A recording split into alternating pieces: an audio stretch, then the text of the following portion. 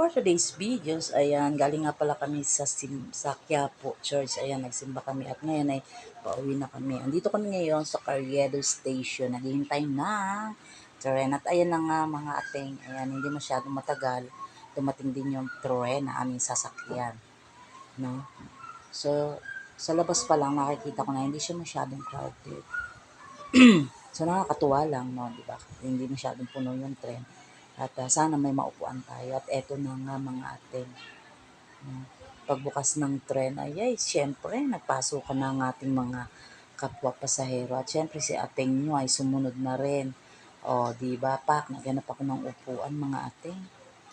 At hindi naman ako nabigo dahil ako ay nakaupo rin sa wakas. So, ayan mga ating, habang ako'y nakaupo, ay pinagbasdan ko muna yung aking mga katabi. O, pak, pak, o, pak, o. Nilipat ko yung camera sa labas ng window ng tren. Kasi para naman hindi ako maboring. O, ayan na nga mga ating. Habang nasa loob kami ng tren, ayan ang view ng aking camera. O, diba? O, pak. O, ayan, from Carriedo Station, bababa kami na Yamaha Monumento kasi doon kami sasakay ng jeep. So, ayan mga ating ang aming travel. Oh, travel! At ayan nga, sitting pretty ang ating ninyo at ipinakita pa ang kanyang single journey ticket. Single journey ticket. At ito na nga mga ating, no? Hindi naman masyadong matagal yung aming travel. At ito na, pagtigil ng tren ay kami ay bababa na. Yay! Yamaha Monumento Station. Ayan, napagbaba ko nga, lumingon pa sa akin yung aking jowa dahil sabi ko nga magbibideo ako. So, nag-video ako habang naglalakad siya pa-exit sa Yamaha Monumento. Ayan. So, medyo marami yung e-exit ng monumento.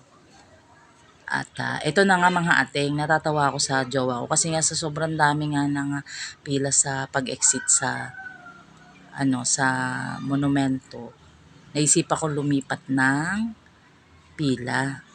O, diba? Hindi alam ng aking jowa. At shoutout naman kay ate. Ang dami niyang pinamili. Meron pa yan sa likod ko kasama. So, hindi alam ng jowa ko na lumipat ako ng pila.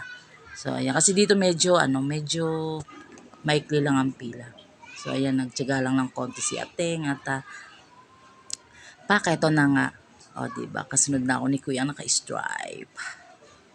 So, ayan. Lingon na lingon yung aking jowa. Hindi niya alam na mas mauuna ako sa kanyang lumabas. At ayan na nga, single journey is real. Ayan. O, pak.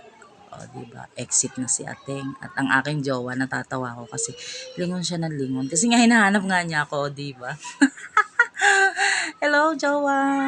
Dito ako. O, pak. O, diba? Nung nakita nga niya ako, sabi ko, nauuhaw ako, bili niya ako ng tubig. Pero ayaw niya kasi ang gusto niya ay ayan mga ate. Yan ang gusto niya. Gulaman Avenue. So sabi ko, sige, yan na lang ang bili natin. Yung yung large na para tipid. Isa lang ang bili natin, share na lang tayo para sweet. Ahay! Sweet. Ayan, marami silang flavor. May coffee jelly, may avocado, may fruit salad, may pineapple, may ano pa ba? Meron pang isa. Buko pandan. Ayan. Pero ang napili ng aking jowa ay fruit salad. Pero ang totoo, hindi talaga niya yung gusto. Ang gusto niya is avocado. Kaya lang, syempre, bida-bida ang ating niyo. Sabi ko, fruit salad na lang. Tapos share na lang kami para sweet.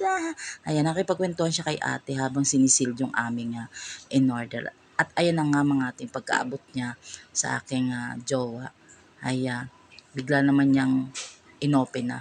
Kasi uhaw na talaga ako ating. Pagkaabot niya ating, naku, ininom ko kaagad ating. At ayan na nga, halos makalahati ko yung gulaman na binili namin. At pagbaba nga namin, at ito na yung nadaan namin mga prutas, lansones, rambutan. Shout out naman kay ating Cindy. At ito na nga, patuloy na kami naglakad kasi pagbaba namin ng Yamaha Monumento Station LRT1, kailangan pa namin maglakad para makatawid sa kabila. Kasi doon yung sakay ng mga jeep papuntang Malabon and UE. So doon kami dapat sumakay.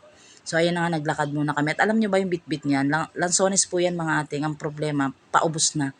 Kasi habang nasa loob kami ng train, kinakain niya. So, anyway, okay lang naman kasi paborito niya yan. So, ayan na nga mga ating, no? Tatawid na kami. Sobrang init, di ba? Ang daming tao. Minamadali na niya ako dyan. Kasi naman, may pasok pa siya. Baka malate na naman siya. O, di ba? Sobrang init. Halos hilahin na ako niya. O, di ba? Sweet, di ba? At ito na nga mga ating, nakatawid na kami. So, naglakad lang kami dire-diretso pa, dire-diretso. Hanggang sa medyo natatanaw ko na yung SM Hypermarket. Ayan, diyan kasi kami banda sasakay ng jeep.